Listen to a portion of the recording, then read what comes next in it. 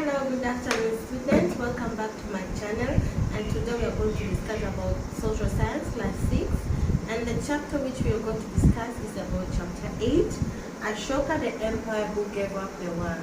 So when you hear or you heard about the word Ashoka, what do you understand? What comes in your mind when you talk about Ashoka the empire? I think this was the greatest empire, the greatest leader of India who left the footprint of good leadership, and also I think the leaders of today, they follow up because of on the way how Ashoka used to operate in a good way, not in that bad way when he came to convert to the Buddhism.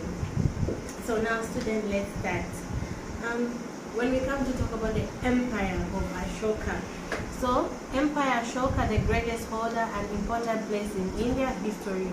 His life has been fought by many, and students must learn about him to then insight into life meaning. Empire Ashoka was one of the greatest rulers in Indian history, and on his instructs as well. Scripts were inscribed on pillars as well as on rock surface about Empire Ashoka, and that's the image which shows how Ashoka face was looking, how Ashoka, the greatest leader, was. As we can see, he was a very congressman. So a very big kingdom and empire. The lions that we are seeing on our notes and coins have long history, and you can see this image of the lions and coins. They were carved in stones and placed on top milestone pillars as summas. Ashoka was one of the greatest rulers of history, ruled empire formed by his grandfather Chandragupta Maurya over 213 years. He was supported by a wise man named Chanakya. Chanakya ideas were written down in Alasas. These were several cities in the empire marked with black dots on the map, which include the capital Paitalia, Taxila, and Ujjaina, as well as Tasla. A gateway of the northern west included Central Africa. People in the different parts of the empire spoke in different languages, and there are different kinds of food. They also wore written kind of clothes as well. So students, here is some questions. How many lions are shown in the national emblem of India? A, 4, B, 2, C, 5, D, 3. And how are empire different from kingdom? What's the difference between the empire and the kingdom? Empire needs more resources than kingdom, as well as are large than kingdoms. They need to be protected by big enemy armies, and they also need a large number of officials who collect taxes. So the ruling empire, large empire in the different parts was ruled by differences, and there are around Patwala was under the direct control of the empire. Officials were occupied by the collector tax from farmers, herders, craft persons, and traders who lived in the villages and towns of the area. Other areas of provision were ruled by provisions capitals such as Tasira or Ujjaina, with some amount of control from Patwala. Royal princes were often sent as governors. So the royal prince were often sent as the governor. So they were the governors. When you see the governor, you have to know that person is from the royal prince. Mauryaans tried to control roads and rivers, important transport. They collected whether resources were available as tax as tributes. Ashoka Empire as a unique leader. Mauryan rule Ashoka was a unique leader because he was the first ruler who tried to take his message to the people through his script. His scripts were Patrick and written in Bahir script. So I have some quiz for you. Which script was used as in Ashoka's script?